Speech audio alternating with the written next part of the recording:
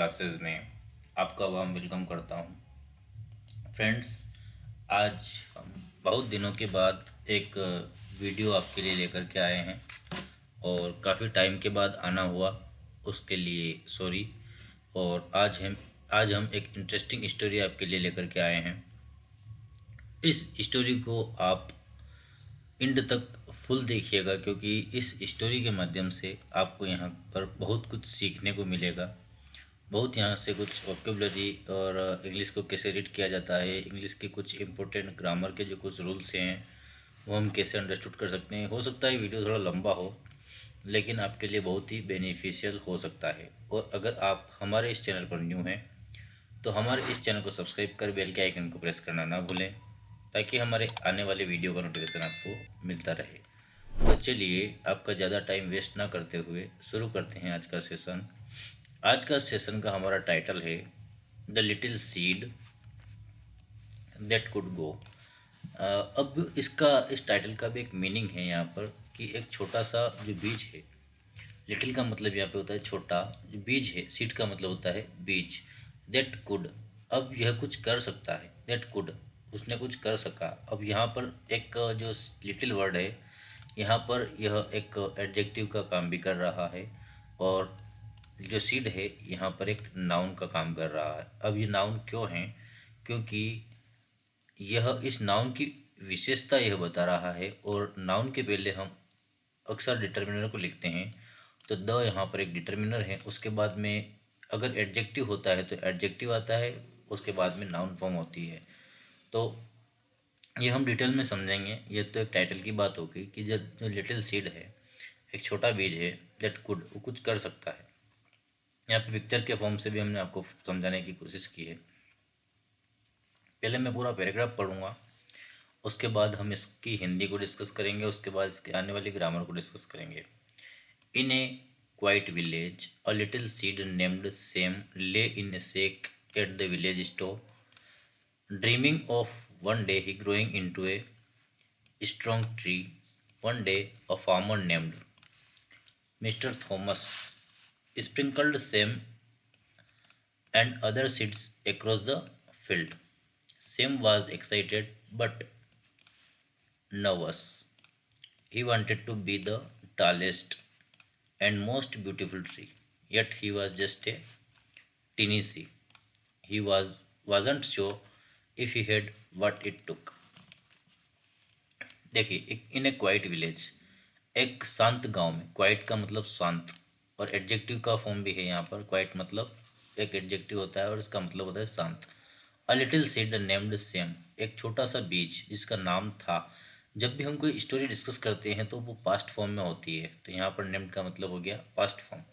Same, lay in a सेक, ले ने मतलब पड़ी हुई थी, इन्हें सेक ने बोरे के अंदर। द विलेज स्टोर, जो विलेज में एक स्टोर, संग्रहालय जो हम कह सकते हैं उसे, जहाँ पर धान वान रखने की जो चीज़ें होती है, उसमें एक स्टोर था। वहाँ पर वो बीज जिसका नाम सेम था रखा हुआ था। ड्रीमिंग, और सपना देख रहा था। काई का कि वन डे, इसको मैं पहले क्लियर कर लेता हूँ यहाँ से। सॉरी, ये रहेगा।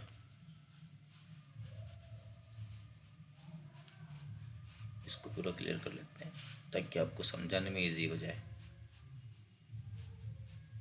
चलिए, ड्रीमिंग, सपना दिख रहा था। वन डे, एक दिन, वन डे का मतलब एक दिन, ग्रोइंग ने बड़ा होने के बाद, इनटू ने बदल जाएगा, अ बिग स्ट्रॉन्ग ट्री।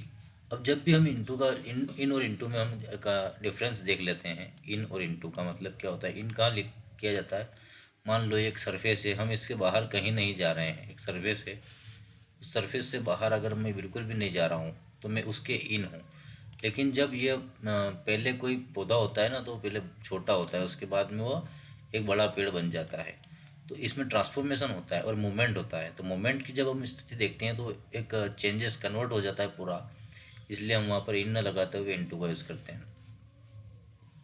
तो क्या हुआ कि वह एक उसने सपना देखा कि एक दिन बड़ा होकर के बहुत मजबूत पेड़ बनेगा। वन डे, एक दिन, a farmer named mister Thomas, एक मतलब किसान थे जिनका नाम था मिस्टर थॉमस स्प्रिंकल्ड सेम। उन्होंने छिड़काव किया, मतलब फैला, फेंका किसको, सेम को, वो एक बीज था, उसे फेंक दिया। And other seeds across his field, और साथ साथ में दूसरे बीजों को भी उसके खेत में फेंका।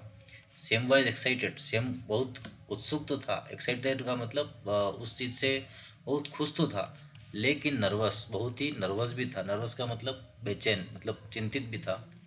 ही wanted to be the tallest and most beautiful tree. अब ये ही कौन है, ये ही है वो हमारा सीड, इसका नाम सेम है। तो ये ही आया है इस सेम के लिए, और ये ही यहाँ पर एक प्रोनाउन का काम कर रहा है। तो ही वांटेड, वो बनना चाहता था, पास्ट फॉर्म है। टू बी ने बनना, होना चाहता था क्या, द टालेस्ट, सुपरलेटिव डिग्री है इसलिए हमने द का यूज़ किया है, सबसे बड़ा।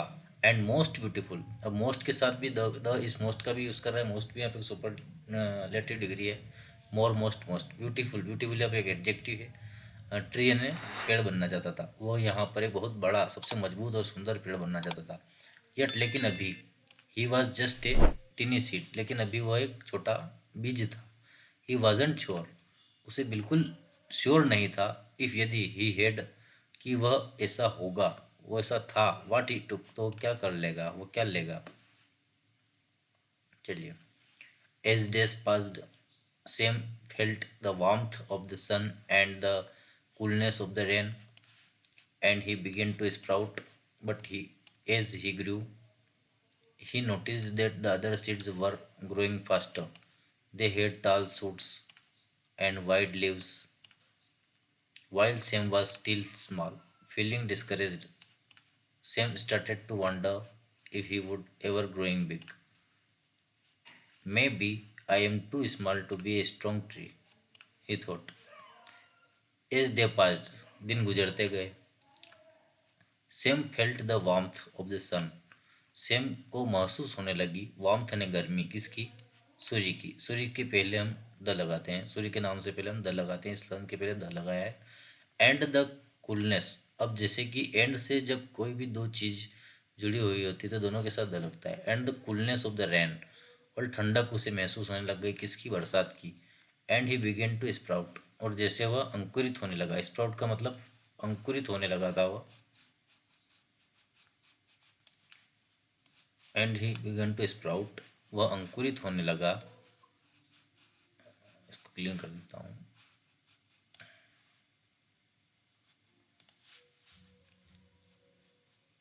कहाँ चले गए। And he began to sprout, वह अंकुरित होने लगा। बट लेकिन एज ही ग्रू, जैसे वह बड़ा, ही नोटिस, उसने नोटिस किया दैट कि द अदर सीड्स, जो दूसरे बीज थे, वर ग्रोइंग फास्टर, वो ज़्यादा मूवमेंट से बढ़ रहे थे, वो थोड़ी कम मूवमेंट से बढ़ रहा था। दे किसके लिए आया, उन अदर सीड्स के लिए आया। दे यहाँ पर एक प्रोनाउन का काम कर रहा है।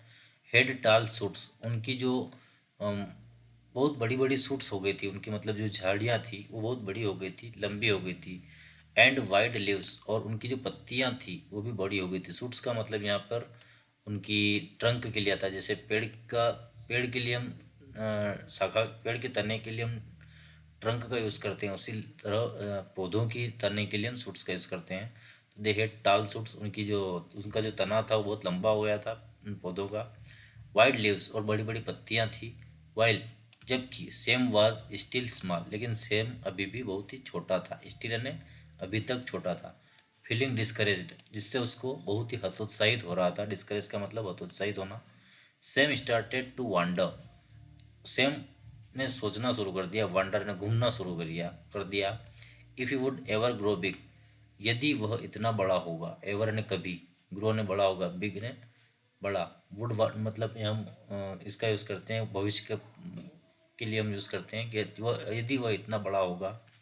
मे बी, वो बोला, maybe I am too small, हो सकता है, मैंने, मे बी, हो सकता है, आई एम टू स्मॉल, हो सकता है अभी मैं बहुत छोटा हूँ, टू बी स्ट्रॉन्ग ट्री, और हो जाऊंगा एक दिन बहुत बड़ा पेड़। ही थॉट, उसने सोचा कि हो सकता है कि मैं भी बहुत छोटा हूँ बहुत, लेकिन एक दिन मैं बहुत बड़ा पेड़ बन जाऊं, उसने ऐसा सोचा।